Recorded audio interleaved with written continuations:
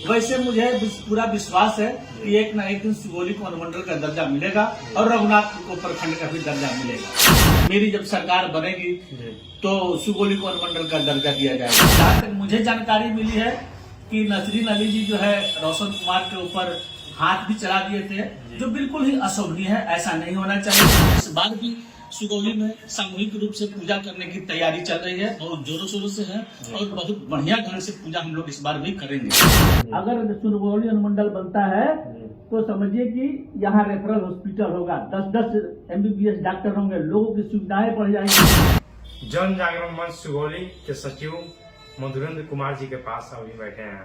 सुगौली में खास मुलाकात किए हैं और खास मुलाकात में हम चर्चा करेंगे सुगौली के ही मुद्दे पर। आपको बता दें कि सुगौली को अनुमंडल बनाने को लेकर और रघुनाथपुर को प्रखंड बनाने को लेकर कई वर्षों से ये संघर्ष लड़ रहे हैं, कई वर्षों से दौड़ रहे हैं, लेकिन अभी तक उपलब्ध हाथ में नहीं आई है। क्या इस आपको सफलता कब इसकी मिलेगी? देखिए, सफलता और असफलता ये तो सरकार के हाथ में है जी। हम यहाँ के एक जागरूक नागरिक हैं जी। और इसके लिए हम सदैव सतत प्रयत्नशील रहे हैं कि सुगौली को अनुमंडल और रघुनाथपुर को प्रखंड का दर्जा मिल जाए जी। इसके लिए हमने बहुत सारा संघर्ष किया, लोगों से यहाँ से हस्ताक्षर कराकर माननीय मुख्यमंत्री के यहाँ भी भेजा।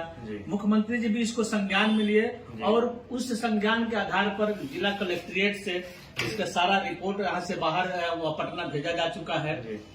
और नेता लोग भी, माननीय सुशील कुमार मोदी भी सुगौली में आए थे 2015 में इसी चुनावी अपने प्रचार दौरान। उन्होंने स्पष्ट तौर पर घोषणा किया था कि मेरी जब सरकार बनेगी तो सुगौली को अनुमंडल का दर्जा दिया जाएगा। 2014 के चुनाव में माननीय मुख्यमंत्री जी भी लोकसभा के चुनाव में अपने चुनावी घोषणा पत्र में स्पष्ट तौर पर लिखा था कि झूठा नहीं मेरा, ये अपने घोषणा पत्र के आधार पर उन्होंने ये लिखा था और इसमें सुगौली को अनुमंडल बनाने का उन्होंने वादा भी किया था कि सुगौली अनुमंडल बनेगा और रघुनाथपुर को प्रखंड का दर्जा दिया जाएगा। फिर भी अभी तक सरकार की मंशा जो है स्पष्ट रूप से नहीं आ रही है। वैसे मुझे पूरा विश्वास है कि एक न एक दिन सुगौली को अनुमंडल का दर्जा मिलेगा और रघुनाथपुर को प्रखंड का भी दर्जा मिलेगा। आपको विश्वास है कि ये हो जाएगा? बिल्कुल विश्वास है, इसलिए कि सरकार के यहाँ सूचीबद्ध है। तभी तो जीतन राम मांझी थोड़े दिन के लिए मुख्यमंत्री हुए थे। उन्होंने स्पष्ट तौर पर वो भी अपना प्रेस कॉन्फ्रेंस में पटना में अपना निकाले थे कि सुगौली को अनुमंडल का दर्जा दिया जाएगा, जिसमें 11 जिले 20 अनुमंडल बनेंगे, बहुत सारे प्रखंड बनेंगे। उन्होंने भी इस बात को उल्लेखित किया था कि सुगौली को अनुमंडल का दर्जा दिया जाएगा। इसका मतलब है कि सरकार के यहाँ सुगौली अनुमंडल और रघुनाथपुर प्रखंड सूचीबद्ध है। देर सवेर, हालांकि हमको जहां तक मेरा अपना विश्वास है कि जब तक माननीय मुख्यमंत्री नीतीश कुमार जी रहेंगे तब तक ये नहीं हो सकता है, जब तक सरकार नहीं बदलती। सरकार बदलने के बाद कुछ भी हो सकता है जी। सरकार बदलने के बाद मुझे पूरा विश्वास है कि इस क्षेत्र में जरूर काम होगा और सुगौली को अनुमंडल का दर्जा मिलेगा। चलिए, एक और चीज है, सुगौली में राजनीति को लेकर आप क्या कहेंगे? सुगौली की राजनीति पर क्या हाल है सुगौली का? सुगौली की राजनीति पर फिलहाल सुगौली नगर पंचायत में जो हमारे मुख्य पार्षद थे नसरीन अली जी और हमारे कार्यपालक पदाधिकारी नगर पंचायत के रोशन कुमार जी, दोनों के बीच कुछ आपसी अड़प झड़प भी हुआ। हालांकि यह भी कहीं भी घटना जो है इस तरह का, ये बिल्कुल ही अप्रिय घटना है, ऐसा नहीं होना चाहिए। जहां तक मुझे जानकारी मिली है कि नसरीन अली जी जो है रोशन कुमार के ऊपर हाथ भी चला दिए थे, जो बिल्कुल ही अशोभनीय है, ऐसा नहीं होना चाहिए। हालांकि दोनों तरफ से काउंटर केस भी चल रहा है। अब देखिए केस में क्या निर्णय होता है, कुर्सी उनकी जाती है कि कुर्सी उनकी बचती है। लोग तो ये भी कहते हैं, कहीं सुनने को मिलता है कि स्थानीय मुख्य पार्षद है, मुख्य पार्षद के ऊपर 4 महीने के बीच में कई बार हमला हो चुके हैं।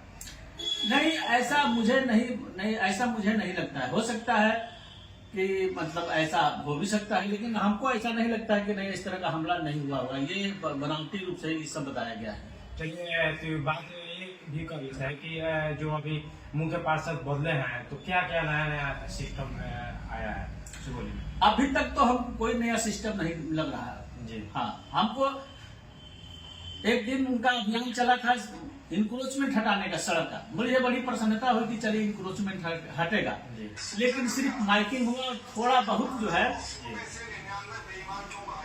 थोड़ा बहुत उस पर जो है कार्रवाई हुई और लोग अपना अपना सेट हटा दिया। आप देखिए सुगौली स्टेशन रोड का हाल देखिए, इस रोड में हॉस्पिटल है, स्टेशन है, सुगौली स्टेशन मॉडल स्टेशन बनने जा रहा है और सड़क की चौड़ाई मात्र जो है 8 फीट से 10 फीट है, जबकि सड़क के मानक के हिसाब से कम 30 फीट सड़क की चौड़ाई होनी चाहिए। दोनों तरफ जिला परिषद जो है रोड को इंक्रोच करके और दोनों तरफ से दुकान बनाकर सड़क को संकीर्ण कर दिया, जो कहीं से भी मानवीय दृष्टिकोण से उचित। क्या लगता है कि इस बार सुगौली कुछ बदलाव लेगी? बदलाव तो चूंकि जनता भी जागरूक हो गई है और हम लोग जैसे जागरूक नागरिक भी इस आवाज को हमेशा बुलंद करते रहते हैं और हमें विश्वास है कि जरूर इसमें बदलाव होगा। चलिए, सबसे हट के कौन सवाल है, आप लोग के चित्रगुप्त पूजा होता है, चित्रगुप्त पूजा की तैयारी किस तरह से हो रही है? चित्रगुप्त पूजा हम लोग का आराध्य देव भगवान चित्रगुप्त, जो ऐसा माना जाता है, ग्रंथों में ऐसा उल्लेख है कि स्वर्ग लोक में यमराज के ये सहायक के रूप में रहते हैं और स्वर्ग लोक का लेखा जोखा रखते हैं और उन्हीं के वंशज होते हैं। ये कायस्थ परिवार जो होता है जिसे चित्रांश परिवार कहा जाता है। इसलिए हम लोग दीपावली के बाद जमदूतिया के दिन इसकी पूजा करते हैं।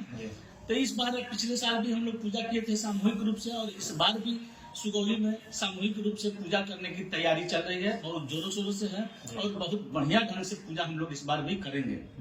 क्या आप इतना मतलब संघर्ष लड़े हैं, अभी तक आप ये भी मांग भी किए हैं सुगौली को अनुमंडल बनाने की, क्या आप राजनीति में आप चमका नहीं कहे जाता है, राजनीति में आएंगे कि नहीं आएंगे? नहीं, ऐसा मेरा कोई ऐसा मंशा नहीं है, ना ही हम किसी पार्टी का झंडा ढोते हैं। स्पष्ट तौर पर किसी पार्टी का हम झंडा नहीं ढोते हैं, चाहे वो बीजेपी हो, चाहे वो राजद हो, चाहे जदयू हो, किसी पार्टी का हम राजनीतिक झंडा। लेकिन सबसे मेरा संपर्क बहुत बढ़िया है, इसमें कहीं दो मत है। सबके पास हम जाते हैं, सब चूंकि करना उन्हीं लोगों का है, राजनीतिक पार्टियों लोगों को ही जो है इसका निर्णय लेना है। हम तो एक मामूली सा नागरिक है यहाँ के और एक जागरूक नागरिक है, इसलिए अपनी आवाज को हम बुलंद करते हैं और उन लोगों को तक पहुँचाने का, उन्हें भी जागरूक करते हैं, आम नागरिक को भी जागरूक करते हैं कि भाई हमारा सुगौली अनुमंडल बने, रघुनाथपुर प्रखंड बने। आप सोचिए जरा, एक भी यहाँ डिग्री कॉलेज नहीं, कितनी शर्म की बात है। 51,000 की जनसंख्या है सुगौली नगर पंचायत की, एक भी डिग्री कॉलेज नहीं। इतनी बड़ी जनसंख्या पर एक यहाँ रेफरल हॉस्पिटल होना चाहिए, जबकि मामले के एक सामुदायिक स्वास्थ्य केंद्र है, एक MBBS डॉक्टर है। अगर सुगौली अनुमंडल बनता है तो समझिए कि यहाँ रेफरल हॉस्पिटल होगा, 10 MBBS डॉक्टर होंगे, लोगों की सुविधाएं बढ़ जाएगी।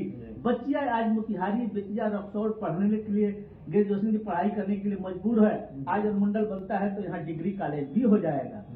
इसलिए हम इस बात की पुरजोर प्रयास करते हैं, जोर शोर से लगे हैं कि भाई ये हमारा ये काम हो जाए, सुगौली में डिग्री कॉलेज भी हो, सुगौली में रेफरल हॉस्पिटल भी हो। सबसे ज्यादा अगर अनुमंडल बनता है तो सबसे ज्यादा यहाँ के व्यापारियों को फायदा होगा। आप सोचिए कि एक भी यहाँ ब्रांडेड कंपनी का कोई एजेंसी नहीं है, इसलिए नहीं है क्योंकि यह प्रखंड मुख्यालय है। अगर यही अनुमंडल मुख्यालय रहता, डिस्ट्रिक्ट मुख्यालय रहता तो यहाँ ब्रांडेड कंपनी का एजेंसी भी मिलता, हर सुविधा मिलती। चलिए, ये थे हमारे साथ जन जागरण मंच सुगौली के सचिव मधुरेंद्र कुमार जी। कई मुद्दे पर बात हुई, आपको फिर आगे मुलाकात कराएंगे। मुन्ना कुमार।